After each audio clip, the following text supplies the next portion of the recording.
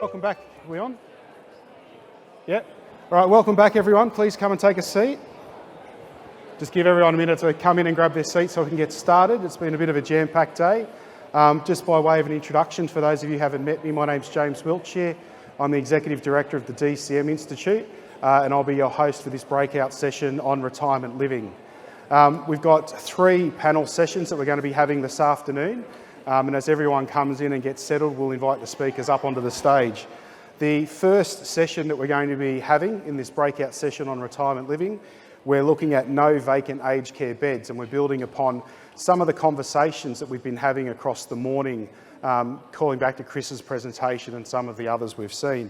And what we've got is we've got 3 speakers joining us on the stage to really unpack what this means for retirement living.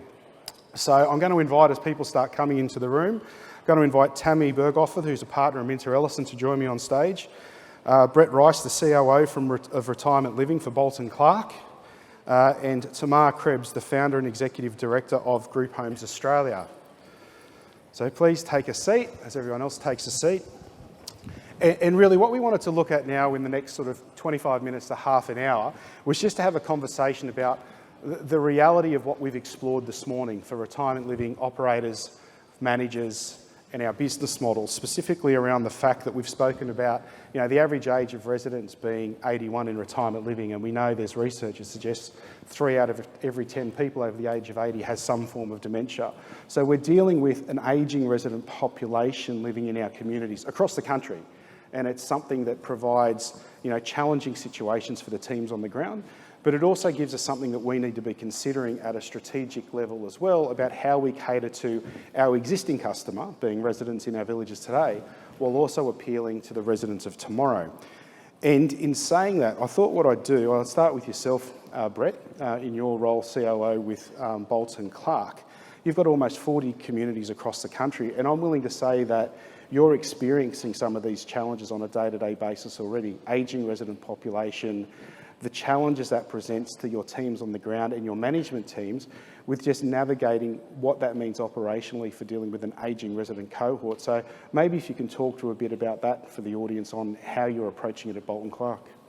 Yeah, and one of the questions when we were talking about preparing was, is independent living still a relevant phrase? And it's always been a misnomer for me, independent living. And the thinking for me is shifting from that to, well, what are we actually doing from a retirement living perspective? And it's a shift of thinking towards, we still need to be thinking about community and lifestyle, because that's what we provide, but community and lifestyle with services. And those services shift and shape clearly as residents age.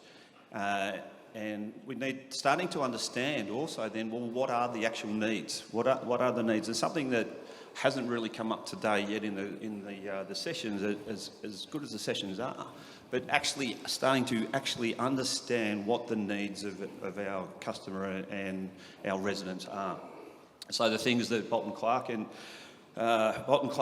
has become very large very quickly. As a little bit of context for Bolton, so 38 retirement villages, but with some recent acquisitions, there's 88 racks, and last year about 30,000 home care services. So Bolton is looking to, well, what does that mean across a whole integrated service solution and offering? And there's a bunch of things that we're trying to do around that, in understanding, therefore, the needs and how we might be able to service and supply. And things like we're undertaking health and wellbeing surveys to actually understand what the cohort currently has, and then thinking through with our whole, all of our services, getting our staff together. We have, I think, 16,000 employees across the organisation now. So we've started to bring together, I think in April we've got 200 of our managers and leaders coming together to actually talk, how does this look like? How do we actually operate across this span? But starting with the understanding the needs of the customer. So it's a big shift, actually. So Bolton Clark, what are you selling? Are you selling lifestyle, wellness, needs, independent living, or are you very much operating assisted living in an independent setting?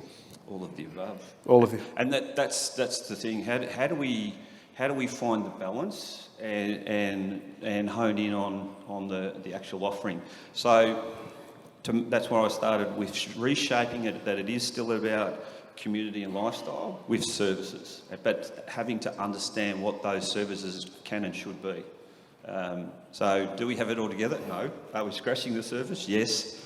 But significant opportunity to create alternate types of thinking and models into that space. Yeah, great.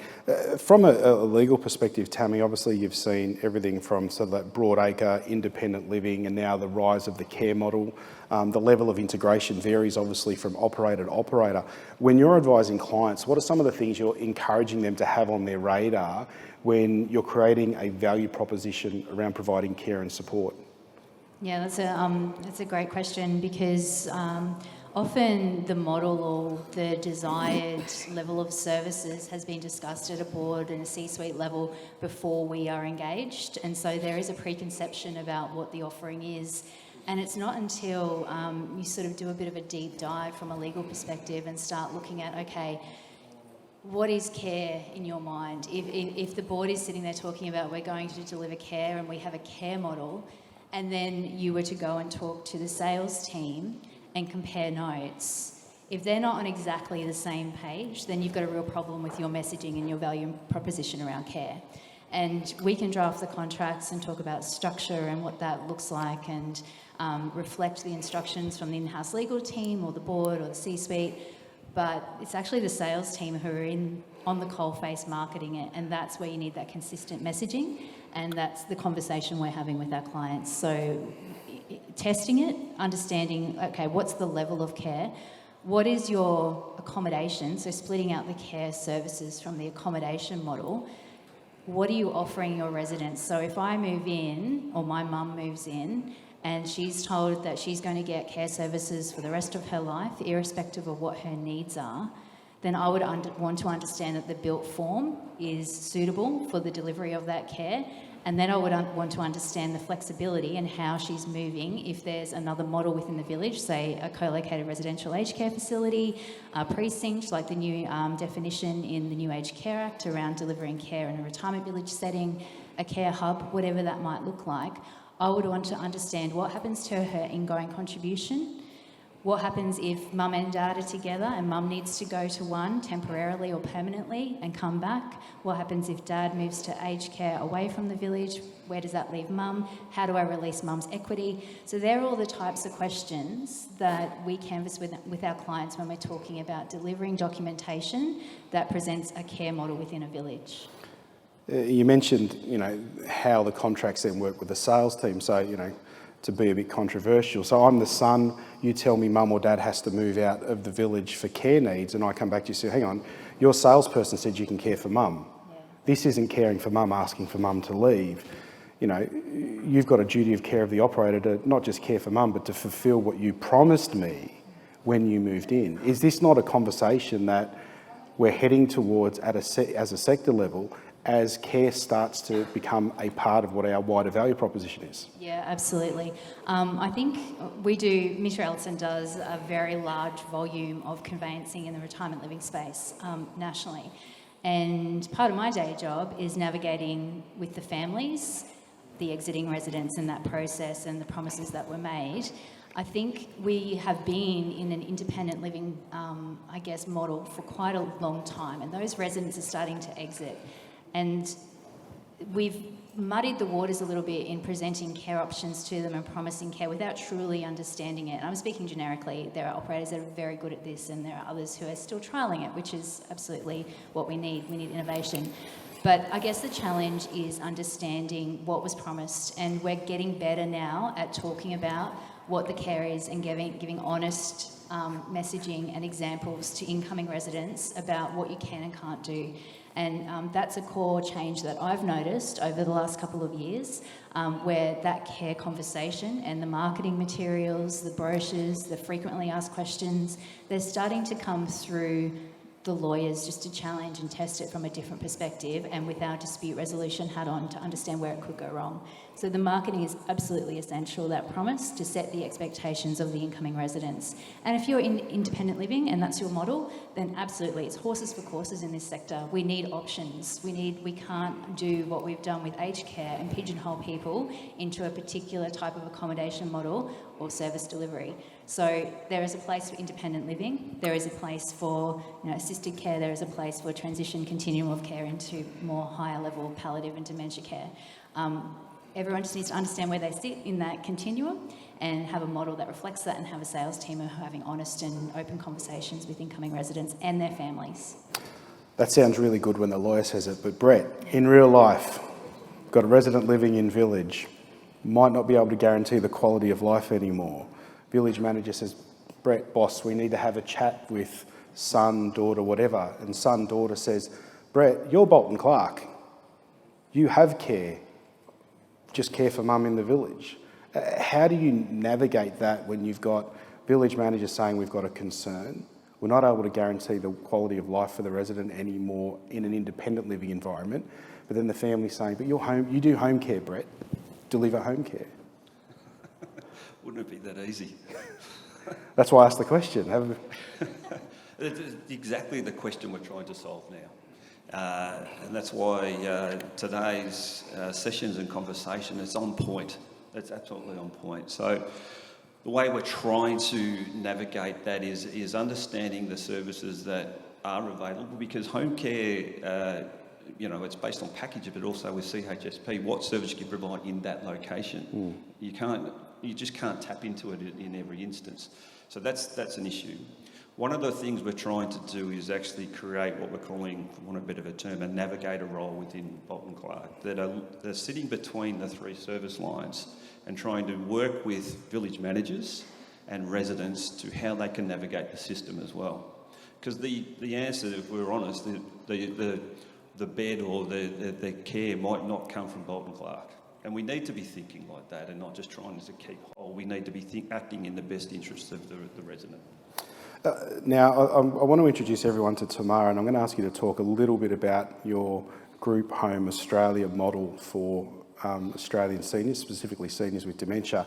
Now, I have to say, we've got to be careful what Tamar says, so you'll all come back tomorrow and hear the full-blown presentation, but do you want to give everyone a bit of the elevator pitch of what a group home is and what you provide for your residents?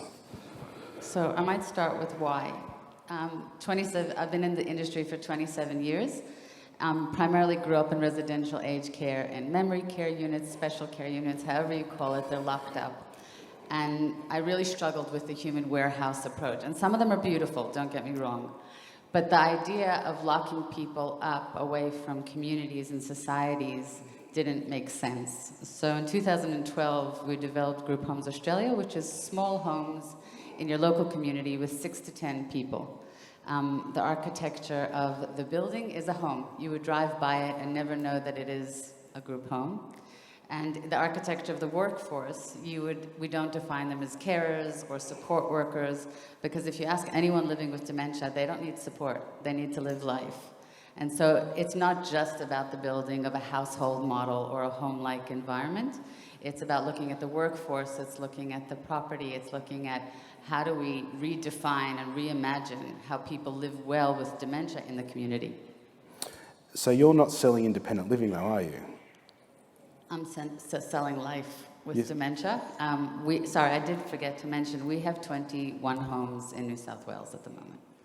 So you've got homes of about 6 residents you've normally got, and they're staffed 24/7, they've all got dementia, and it all does look like a home that each and every one of us grew up in, live with currently, in the suburbs. You drive past it on the street and you wouldn't notice it.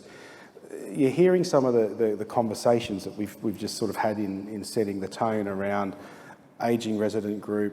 Are we selling independent or service departments? At what point do we have to have conversations around residents leaving? How do we do that? Where do they go? Do you have to ask your residents to leave? No. Why is that? Let's talk a bit more about that. So your lens is completely different. Your dementia through to end of life. Correct. And it's about enablement. And how do you go about doing that so you don't have these difficult conversations? Is it an aged care product? Is it under a tenancy agreement? How do you establish your product? Lots of questions there. Yep. So let me start by the fact that retirement villages talk about you're providing an environment and lifestyle, wellness, quality of life for aging people. Now, you started by saying that 1 in 3 over the age of 80 are going to be living with a diagnosis, or 1 in 4. Just another stat on that is 50% of those 3 that are living without a diagnosis, 50% of them have a cognitive impairment. So the numbers are much higher than we actually know. So if they're living in a retirement village, which is 100, 200, 300 units, initially the environment is wonderful and people come in and they're healthy retirees, but as they progress, the environment becomes challenging, but also the people around them, the healthy, you would all know much better than me that many of your older residents, guests, consumers that live in the village, they don't like having old people around them that are displaying or presenting with cognition issues or dementia, or as people like to call behavior, I call it unmet needs. And so all of a sudden, this beautiful community that was the reason they moved in actually becomes part of the problem. The environment becomes challenging. Whereas at GHA, Group Homes Australia, the environment is part of the therapy because it's only 6 to 10 people. People are moving in with the diagnosis already of dementia. And so there's a camaraderie and reciprocity that is created amongst the people living there. And it's not that antagonism that you find in a village where initially people are happy to be helpful to their neighbor, as we saw in the video this morning. But if that's 24 hours and on weekends, that's not, your neighbor all of a sudden doesn't really like that. And it is based on a rental agreement, and it is a retirement village. And so, yes, people are coming in under the real, the knowledge and the deep knowing that I'm living with dementia and I'm able to age in place and go through my end-of-life journey here. And they're not the ones making the decision. It's usually their children or the partner. So you're taking on residents, obviously, with immediate care needs. And Brett, we've spoken about how residents are at the point where there is care needs which are being serviced either by yourselves or others. Tammy, from sort of now putting your legal hat back on, obviously, what are some of the governance considerations that we need to start taking on board as operators? Typically, operator has the asset base and then the operations. You hear the terms PropCo, OpCo thrown around. Are we getting into a world whereby we start needing to look at the establishment of a CareCo operation to sort of unpack the governance requirements we're going to start to be taking on board? Yeah, so it depends on your model. If you're partnering with someone to deliver the care into your independent living village, if you're providing the care yourself or you have a different entity that's providing the care, the governance is really important because at the end of the day, it doesn't matter if we're RV or land lease or I'm a landlord, I have a duty of care to my tenants. It doesn't matter what sort of accommodation you're providing. At the end of the day, we do have a duty of care. We need to understand the scope of that duty of care, and then we need to have appropriate governance mechanisms in place dependent on what it is you're delivering. So in particular, issues around risk, policies, training.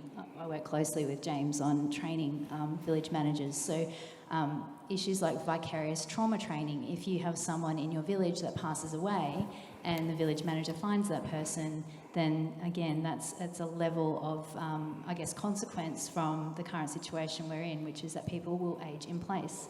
And considering those governance mechanisms, what does your board comprise of? What's your risk profile for different levels of care?